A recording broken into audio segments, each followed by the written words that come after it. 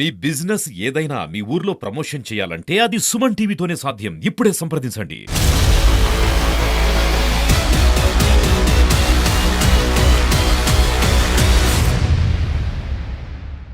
Hi hello viewers, welcome to Suman TV. నేను మీ అమర్నాథ్. ఈరోజు మనం విశాఖపట్నం భీమిలి నియోజకవర్గం దగ్గర ఉన్నాం. ఇక్కడైతే మనం ఇలిపిల్లి అనిల్ కుమార్ గారు మన దగ్గర ఉన్నారు. ఈయన జయభారత్ పార్టీ నుంచి ఎమ్మెల్యే అభ్యర్థిగా బరిలో నించున్నారు. సో ఆల్రెడీ ఎన్నికలు అయితే 2024 మే 13వ తారీఖు ఎన్నికలు, రాష్ట్ర వ్యాప్తంగా ఎన్నికలు అయితే ముగిసినాయి. కాకపోతే ఇప్పుడు ఎన్నికల ముందు ఒకలాగా ఇప్పుడు ఒక సంభాషణ అయితే స్టార్ట్ అయింది. ఎవరు గెలుస్తారు, ప్రభుత్వం ఏది ఫామ్ చేస్తుందని చెప్పేసి ప్రజలందరూ ఆ దృష్టిలో పడ్డారు. ఇప్పుడు ఏంటంటే మనం ఇలిపిల్లి అనిల్ కుమార్ గారు మన దగ్గర ఉన్నారు. ఆయన మాటల్లో ఒకసారి తెలుసుకుందాం. సార్ నమస్తే. సార్, ఎలా జరిగినాయి ఎన్నికలు? ప్రజాస్వామ్యంలో అందరూ ఓటు హక్కు వినియోగించుకోవడానికి చాలా మంచిగా వచ్చారనిపించింది. సో అండ్ ఈ ఓటింగ్ పర్సంటేజ్ చూసినప్పటికీ మనకి అది హ్యాపీగా అనిపించిందండి.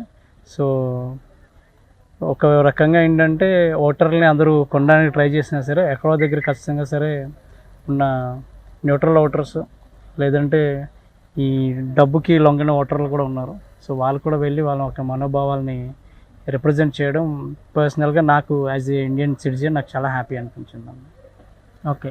సో ఇప్పుడు ఏంటంటే ఎలక్షన్స్ అయిపోయినాయి, కాకపోతే మీకు ఓటింగ్ వరకు ఎలా వస్తుంది అనుకుంటున్నారు?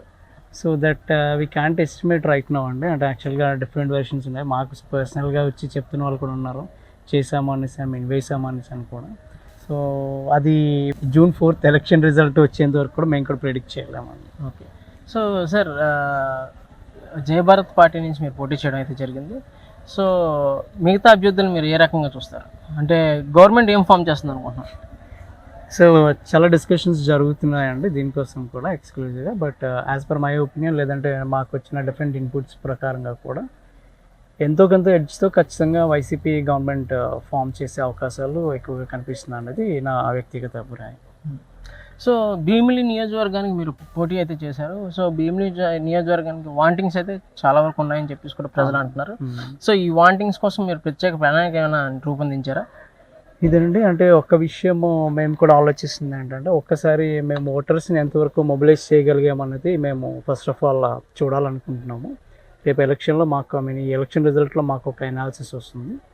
దాంతో ఆ రిజల్ట్తో సంబంధం లేకుండా ఎవరైతే మనకి ఈ భీమిలి ఎమ్మెల్యేగా వస్తారో వాళ్ళని ఖచ్చితంగా వాళ్ళతో పాటు వెళ్ళి ఈ భీమిలి సమస్యలు ఏవైతే ఉన్నాయో వాటితో పోరాడాలని అయితే మేము 100% ట్రై చేస్తున్నాము. ఎందుకంటే elections are part of the game.